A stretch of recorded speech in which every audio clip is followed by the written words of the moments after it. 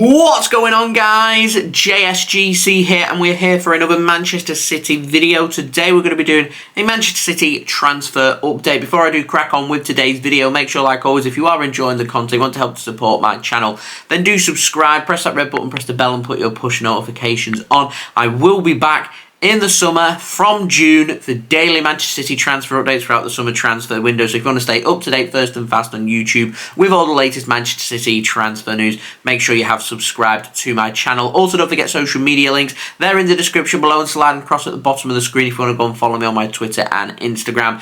Email also in the description below too if you want to hit me up for any sponsorships for any videos or any general business inquiries. TikTok link also in the description if you want to go and follow me on there. Leave a thumbs up, 300 likes is the aim. Also, don't forget as well to let me know your thoughts in the comments below. So, let's crack on with this video. We're going to start off with some contract news, and we've got all the very latest on Julian Alvarez. Now, Cesar Merlo says that Julian Alvarez hasn't reached an agreement with Manchester City yet for a new contract. He says that Manchester City do want him on a new deal. No agreement has been found yet with his contract running until 2027, and has further elaborated on this and said that if Alvarez doesn't get regular minutes, he could ask Manchester City for a loan away from the club, with teams in Spain being interested, including Barcelona. Now, Veronica, Brunati, who is another source based in Argentina like Cesar Merlo is, but Brunati says that Alvarez will sign a new contract at Manchester City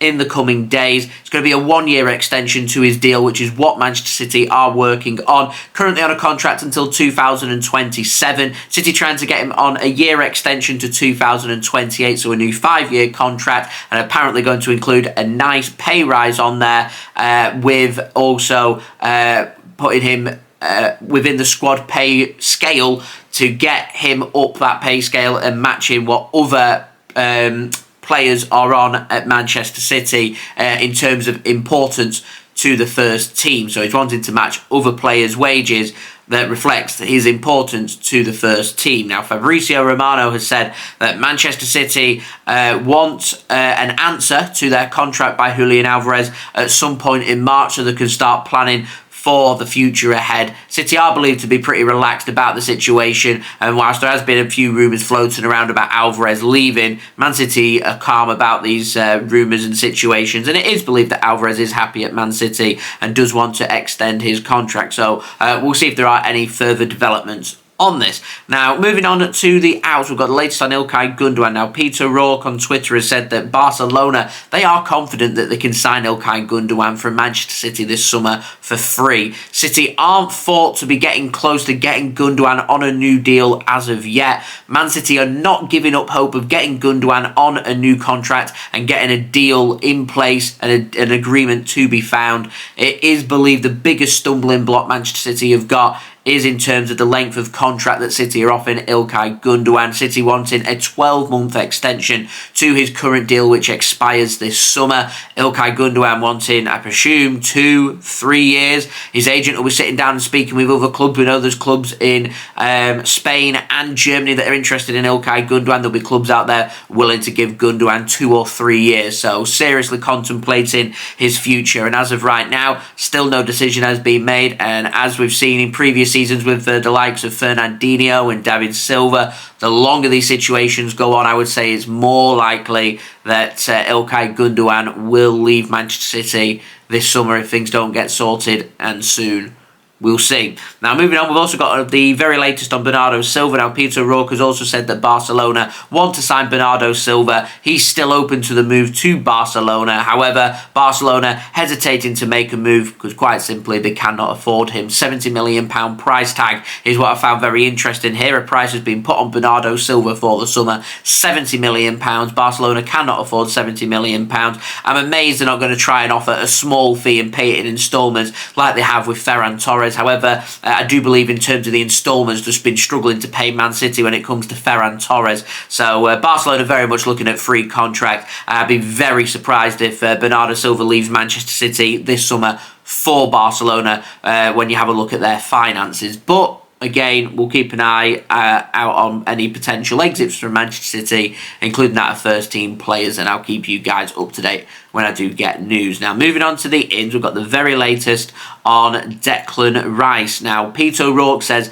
that Arsenal and Manchester City are going to battle it out in the summer for Declan Rice. It's believed his value is somewhere between 70 and 80 million pounds. Plays as a holding midfielder, and it's believed Man City are wanting extra cover and potentially a partner to sit alongside Rodri, and so Declan Rice could well be an option for Manchester City. And if Man City do want to stick with a back three, signing Declan Rice would allow us to do one of either dropping Rodri or Rice even deeper into the squad and potentially looking at a centre-back. Now, Graeme Bailey has said that Manchester City, they are serious about Declan Rice this summer and making a potential move. And with Calvin Phillips being linked with a move to West Ham, there could well be something in the fact that City are interested in Declan Rice. But as I mentioned, he won't want to play second fiddle to Rodri. He'll either want to sit alongside him or play elsewhere in the squad. So the question has to be asked, can Declan Rice form a partnership with Rodri? Can one of them players drop deeper? Is Declan Rice versatile enough to offer something to Manchester City? And if any of the answers to any of them questions are no,